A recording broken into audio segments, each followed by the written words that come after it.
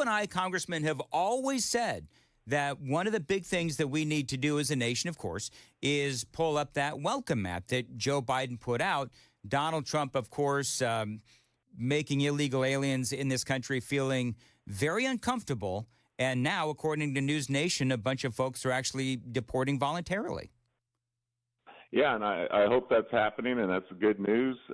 It's definitely a new sheriff in town, and there's going to be a different set of rules. So I don't know how many are actually self-deporting because, a lot of these people paid, if you're coming from China, other places, up to $40,000 just to get a family member in. So they spent a lot of money to get here. I still worry about the ones that didn't self-report at the border and were the gotaways because they're in the country and they're going to be the ones that we're after first and want to round up and get rid of. So anybody that volunteers to go, that's great. That makes the job easier. The other part of the job is going to be really hard, but it needs to be done. Congressman Scott DesJarlais joining us. Breaking news now, not really surprising, but apparently the president has pardoned Anthony Fauci and the January 6th committee.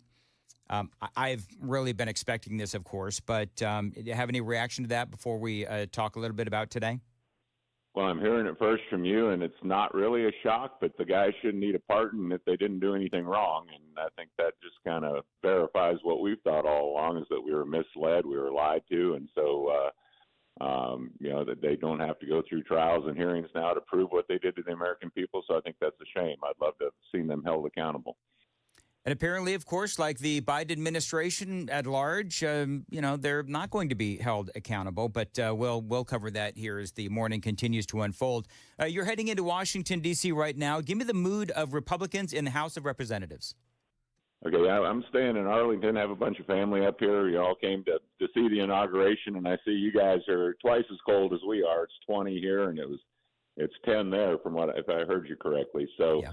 A lot of folks are up here that you were wanting to see the president stand out on the mall, bear the cold temperatures just like everybody did at the Buffalo Bills game last night. And if you have any savvy at all on cold weather, you know how to dress for it. So, a lot of people, I think, are disappointed who made the trip, probably 750,000 to 1 million people. But I would say this, we were at some events last night. We had a Tennessee delegation event with the senators and our Republican representatives, and the room was so packed. It wasn't cold in there. I tell you, it felt like it was 100 degrees. And there's several thousand people, and everybody was in good spirits. They're very excited. They're very optimistic about Trump taking over. They think that he's been given a mandate. They, feel like we've got the House, Senate, and White House, and we need to get a lot done, and I think we will. The first 100 days is going to be key. The first year is going to be key. Then everyone's going to be looking at the midterm. So a lot of work to do, a lot of heavy lifting, and we've got to stay together as a team. And I think the bar has been set so low, there's nowhere to go but up. But, the mood is everybody feels good that the country's been given a second chance. And I was impressed by the enthusiasm despite the inauguration being kind of jumbled up. Are you worried about violence? I mean, I've seen everything online that people are saying that Trump supporters and Antifa, the Proud Boys, and just all kinds of predicted violence, and some are saying that is why it was moved indoors. Do you have a thought on that? What have you heard, if anything? Well, I'm hearing the same rumors that there was security risk. I have no hard proof of that. It does seem like I don't think this is as cold as when Reagan moved in at 85. So again, it's hard for me to blame it completely on the cold. So if there was a security threat, then obviously it's important to keep the president safe. It's awful cold weather to be out protesting. The protesters are going to earn their pay because most of them up here are paid protesters. So if they want to stand out in 10-degree wind chills and shout and yell, that's fine. As far as violence, well, it's hard to say. We always worry about threats. The president's been had 2 assassination attempts already. I don't know there's going to be a clash of protesters today. There could be. They said there's going to be a lot of protesters around. We'll watch and see. I'll be in the rotunda and watching that ceremony, and who knows what all is going to be going on outside. But a lot of people are gathering in different places, even their hotels. They're having watch parties for the inauguration, and so it's a cold day to protest. Yeah, well, they can have fun out there if they want. Here's part of what my curiosity is. Donald Trump is going to sign 200 or so executive actions, executive orders, and so forth. There's a lot of work that the House of Representatives already has to do. How does that impact what your job is in the House of Representatives? I know that there's going to be a lot of executive orders, a lot of executive actions. There's going to be legal challenges. Does this complicate things? Does it make it easier? How does this impact the Republicans in the House? Well, our job is to stick together in the House, and we have such a slim majority. We're going to be down to 219 or 218 when Elise Stefanik gets confirmed and Michael Waltz takes over as NSA, and they got Matt Gaetz that needs to be replaced. So we've got 3 Republicans that are going to be out. One's already out, and 2 will be out shortly. Waltz doesn't have to be confirmed, so I guess he'll probably take over right away. I think all the elections are set for April. The 2 in Florida and the 1 in New York, so we'll have our full complement of people. So we got to keep that in mind on legislation that's must pass. That's going to probably be partisan and Republican only. So some of the bigger legislation may not happen till April. We got to be able to pull a few moderate Democrats to our side on some of these. We may lose a couple of Republicans, but the first big task, we got the CR that ends in March 14th. So that's got to be dealt with right away. And then we got our first reconciliation package, and that's a really important one, at least in my area of defense. We had quite a shortfall from last year's NDAA budget due to the CR going to March. So we're hoping to get $100 billion for defense. I don't know if you heard, I'm going to be chairing the subcommittee on strategic forces, which deals with our nuclear modernization, our missile defense, space, all that. There's already several bases, Redstone, Arnold Air Force Base there, that are going to have shortfalls if we don't get that reconciliation package done. So that's going to be top of mind. We're going to mark that up in March and hopefully get it passed in April. And we'll take care of our defense needs, which, is my number one priority here in Congress this year is, rebuilding our recruitment and getting our modernization in place to keep up with China and other threats. Yeah, and that was actually my next question. You do have this new role, chairman of the House Armed Services Strategic Forces Subcommittee. So, that sounds like it entails a lot, and you just threw down a lot of the goals. Number one, what are you looking to accomplish over the next couple of years in relation to being the head of that subcommittee? You just named a couple.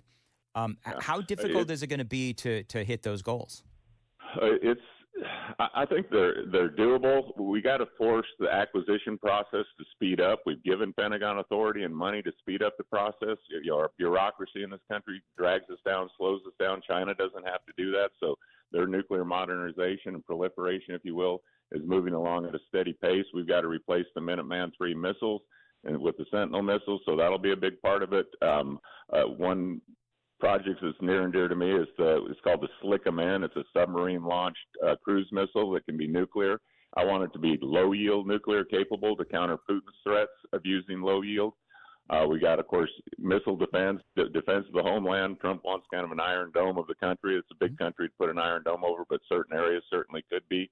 Moscow is very well protected, and so there's areas that we need to protect. Space is the new frontier in terms of war fighting, and China is sending up more and more satellites. So we'll be spending a lot of time protecting and securing space, working with Elon Musk and Jeff Bezos and the private companies, Blue Origin, United Launch Alliance, SpaceX. We need to see how we can integrate that with NASA and do a better job with public-private partnerships. All the Oak Ridge and Pantex and Los Alamos need to be upgraded. So I'm going to be focusing highly on those and nuclear modernization. So it's going to be a very, very busy year, but it should be interesting work. And we're right in the hotbed with Redstone Arsenal and Oak Ridge and Arnold Air Force Base. So it's a good spot to be, and I'm looking forward to the challenge. All right, real quick. You voted to ban TikTok. The president, as president-elect, has clearly had a change of heart regarding TikTok. He wanted to ban it. Now he's all for it based on a number of different things, including him winning this election with the support of the younger voters. Where do you stand this morning on the president and his banning of TikTok? Do you see this as going to be a big fight amongst the Republican Party and the president? I don't think so. I think the security with China harvesting our data was the big issue when we were talking about this a year ago. There was a lot of evidence that they were hacking your kids' data and getting into our database. And so I think Trump's main push, and I think he's already been talking about this, is that we need to own at least half of TikTok. We need to have our server in the United States, so we're the ones screening material, not the Chinese. And he seems to like the platform. I personally don't use it, but we want to make sure that our data is safe as it can be. It's a dangerous world in the cyberspace, and so we gotta protect our kids, protect our data, and I think his plan is to make it more Americanized, where we have as much control and can have more oversight. We've got 45 seconds. Talk about the dynamic. Current House Speaker Mike Johnson, as President Trump is coming in, the dynamic between Mike Johnson and the Speaker of the House when Trump came in first time around, Paul Ryan. Yeah, no, I think that there's going to be a better working relationship between those two. Paul Ryan really marched to the beat of his own drum, and as we know, Trump certainly does. But I think all of us, like even me, we all had big wins in our elections, and our district is supporting us, but they also supported Trump equally. So I look at it as a partnership, and I need to support Trump's agenda, and I think most House Republicans feel that way. The few, the handful of people who always seem to resist and can never get to yes, we're going to have to do a lot of work, teamwork, and team building, and I think Trump's going to be really helpful on that. But I think he and Mike Johnson are more in line than Trump and Paul Ryan were. So I'm very optimistic that we have a great opportunity here. This won't be easy. There's going to be some heavy lifting, but everyone that I've talked to up here is excited. We're excited, and I think we've been given a mandate. We're not going to get everything done, but I hope we get a lot